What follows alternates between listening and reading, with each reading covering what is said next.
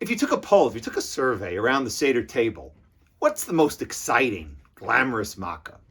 I'm sure some would say Svardeya, frogs jumping around, maybe Choshech, that darkness that was all around, maybe wild tigers, lions, and bears, Makkas Arov. If you think about the makkah we're going to discuss, Shchin, I would say it hardly ranks among the top 10, and that's kind of hard to do with Eser Makkos. Doesn't have a song. It doesn't have many psukim. Indeed, it's only 5 psukim where it talks about Shchin, about boils. The whole makkah itself, again, just doesn't have that sense of excitement. But actually, if we look a little closer at the psukim, it's actually a makkah that is profound, has critical meaning, and provides us with a lesson that we can impart, perhaps to our own family, at the Seder itself.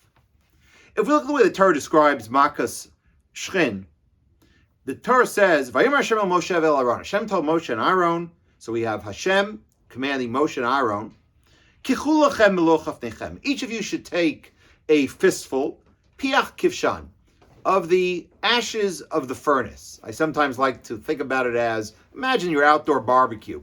You take some of the charcoal that's turned into ashes, and you take it in your hands. Uzrakom Moshe Shemaim, and Moshe should throw it up to the heavens, le'enei Pharaoh, in front of Pharaoh, and would spread throughout the entire land of Mitzrayim as Shchin.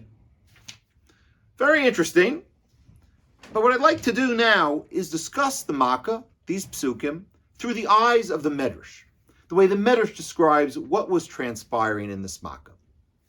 So the first thing the Medrash says, which is actually something which is alluded to by Rashi as well, is that there were nisim harbe.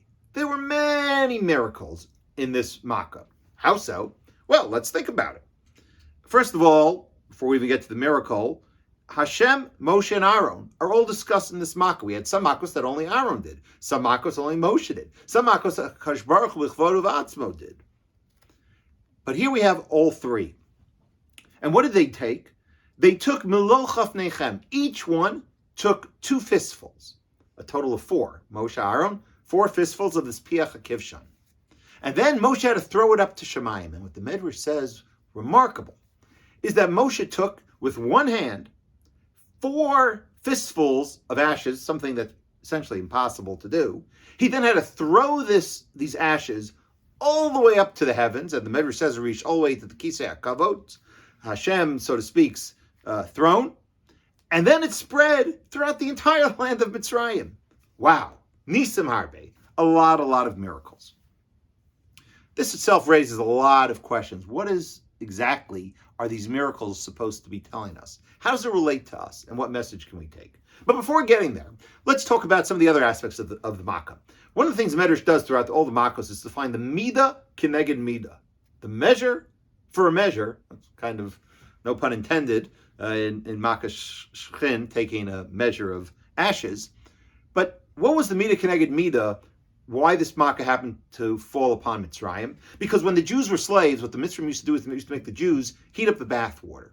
Sometimes it had to be hot, sometimes it had to be cold. It was never the right temperature. So the makkah was midah keneged midah, that now the Mitzrayim were afflicted with a makkah of boils that was lach mibachutz, wet on the outside, yavesh mibifnim, and dry on the inside, such that they had no ability to even have their body touch water. They couldn't even take a bath, because this makkah was so painful on their skin, and nothing would remedy it. Indeed, this makkah makes an appearance much later in the Torah, in Parshas Kisavo, in describing the tochacha, the curses that befell Klal Yisrael, that Moshe Rabbeinu describes. Yakicha Hashem b'shchin Mitzrayim, that Hashem, Rahman al-Itzlan, should punish Bnei Yisrael with the shchin of Mitzrayim, which Rashi there in Parshas Kisavo says, Ramod, it was terrible. It was lach mibachutz, it was wet on the outside, yavish mifnim, and it was dry on the inside. There was no way to create remedies. Wow, that's a pretty severe makkah. What was also very severe about this makkah is that the Torah describes at the end of this makkah, Lo yachlu achar tamim lamod lifnei Moshe b'nei Shchin. They could no longer, the sorcerers, the astrologers of Paro could no longer stand in front of Moshe because of the Shchin. Because why? Ki yash Shchin bachar tamim v'chol Mitzrayim. Indeed, it afflicted everyone. it afflicted all the Egyptians, including these sorcerers, the Khartoumim, as well. And why particularly the Khartoumim? Well, this was payback time. This was the Khartoumim, the same Khartoumim who gave the advice to Paro to do what? Throw every Jewish boy into the Nile. Who was almost affected by that? Moshe. He was almost thrown into the Nile. He was saved, of course. What else did they do? If those who remember the story that Moshe Rabbeinu, when he was a young child, tried to take the crown of Paro, and the Khartoumim told Paro, we better test this young child. He aspires to greatness. He aspires to take the throne.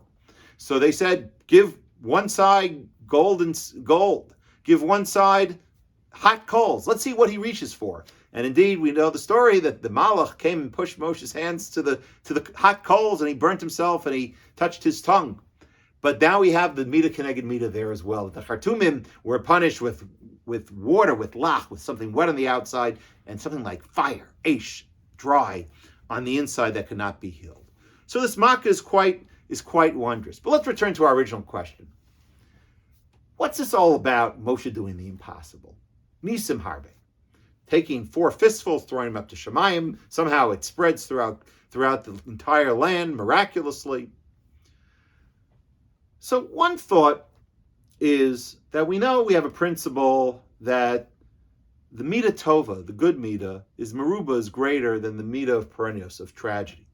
There's something we can learn from this terrible Makkah on the Mitzrayim, of which was a perennios on the Mitzrayim, but it's actually teaching us something.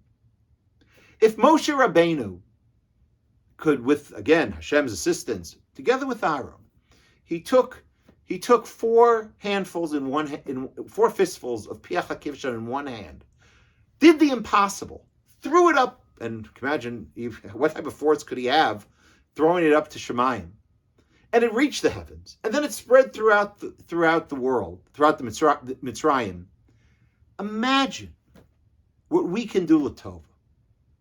Sometimes we're asked to fill our hands with piach hakivshan, with ideas, with morsels of ideas of a chesed project, of other types of mitzvahs that seems impossible. How can I fill my one hand with all of that? And we need the help of family, friends, neighbors to do that. But sometimes we do it. And with the assistance of HaKadosh Baruch Hu, we take that fistful and we throw it to Shemayim. And we say, Hashem, I don't know how I'm going to do it. How am I going to engage in this mitzvah? It's impossible to do ideas, projects. People have visions of what they can accomplish. And Hashem takes that, and it takes it when it throws to the Kisei HaKavod, those tfilos, those fervent wishes for success.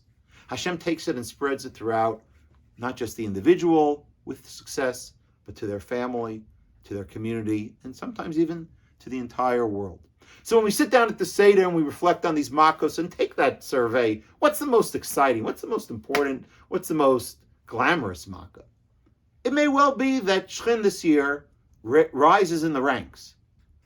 It's to teach us the lesson that we have challenges, that we have endeavors that seem impossible. When we talk to our children, grandchildren, whoever it might be that we're zocheh to have at a seder, is to tell them that we can do the impossible.